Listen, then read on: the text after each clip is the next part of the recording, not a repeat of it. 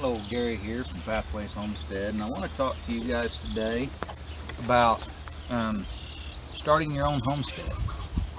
Cindy and I have built two from bare ground, and I guess mostly I want to talk to you about things you need when you look at buying land or finding a place to homestead.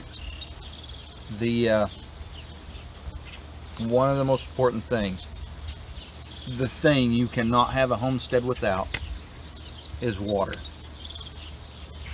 You have to have water. You have to have some kind of water source. You can see behind me, this is our rain catchment system. We have used several different methods for rain catchment, but this is our system that we have recently completed. Probably the most exhaustive we have had on this place for sure. There is rain gutters on the side. They come to the end, they come to two gutters that come down the window, and then they go into this 300-gallon tank. Now, in our part of Kansas, average annual rainfall is 43 inches. 43 inches of rain annually.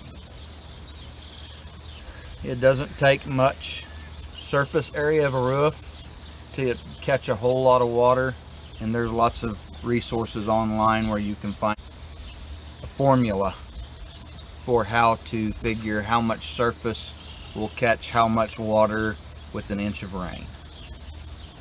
But let me tell you that typically a typical household with fairly conservative water usage, a family of 4, will use over 3,000 gallons of water a month.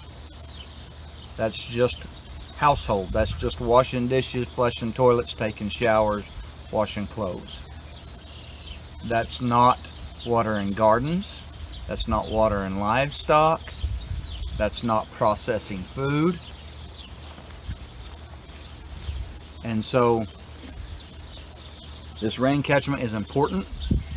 If you built a homestead, you should have some kind of rain catchment. But I caution you against thinking you can depend completely on rain catchment. You can throw in a couple of IBC totes in a rain gutter and have all your water.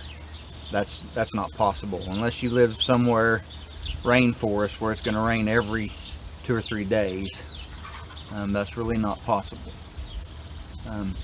And so rain catchment works to a point. Big enough tank, it'll work even better. Takes a lot of water.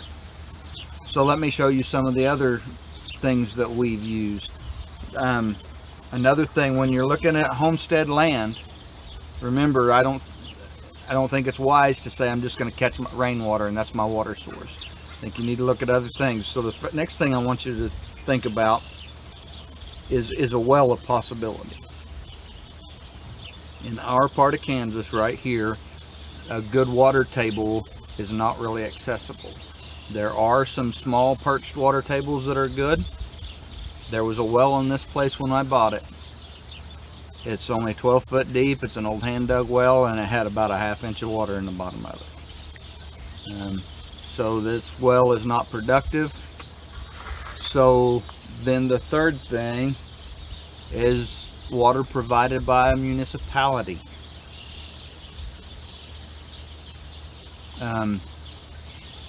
That water, that's water like that you've got a line and a water meter and you're paying water, either rural water or city water. Water provided by a municipality, that's a third way of getting water, and it is the most dependable usually. For us, we looked into that before we bought this place.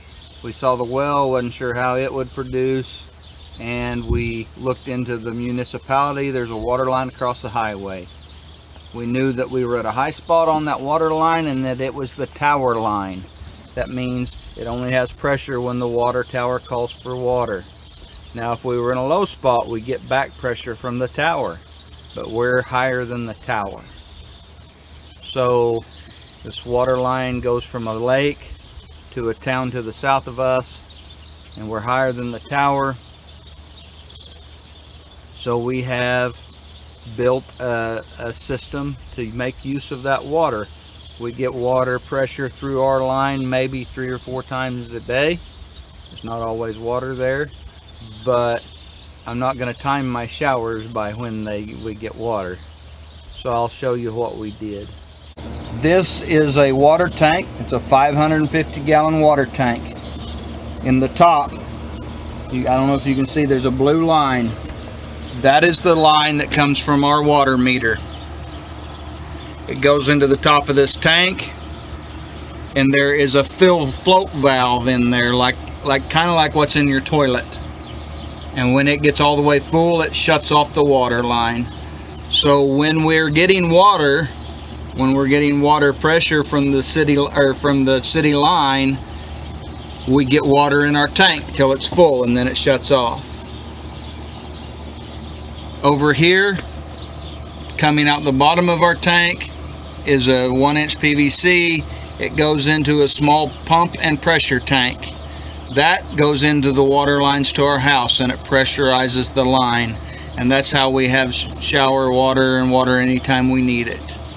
So that's our water system that we've built to make use of the city water that's not consistent. A fourth way of getting water is to haul it. We have a place at a fire station that we can buy bulk water. We buy bulk water, and at first, before I got the water line in here, this is how we moved all our water. Recently, I made a mistake and left the pump on and ran out of water, so we had to haul water. We haul water in this IBC tote, 250 gallons at a time, and we haul it and we can put it in our tank and then still use our pump system. I'm going to tell you that that gets to be pretty old after you have to do that all the time. We had to make, when we were hauling all our water, it was at least 3 tank loads a week, sometimes 4, and that was still being very conservative on water. And so that's an option. It's not the best option. The best option is a good well. And if you are looking at buying a piece of property, you need to talk to people around in that area, check with your county and see what the availability of water is. And if you can find out who drills water wells and services water wells in that area, you can ask them about what the probability of getting a good well on a place is. Also, you'll need to know how expensive that is, so that's a good person to talk to. I just wanted to kind of talk to you a little bit today about what you need to look at when you're looking at a homestead. Water is the most important. So the first thing you should check out when you're checking out a piece of property is water. A fifth option that we didn't talk about is a pond. Household water can be filtered and pumped from a pond. There's a lot to that setup, and you'll need to study that pretty deep if you think that's what you're going to do. But that is a fifth option. So I encourage you guys, if you're thinking about homesteading and you're looking at a new place, check the water situation out first. We'll see y'all later.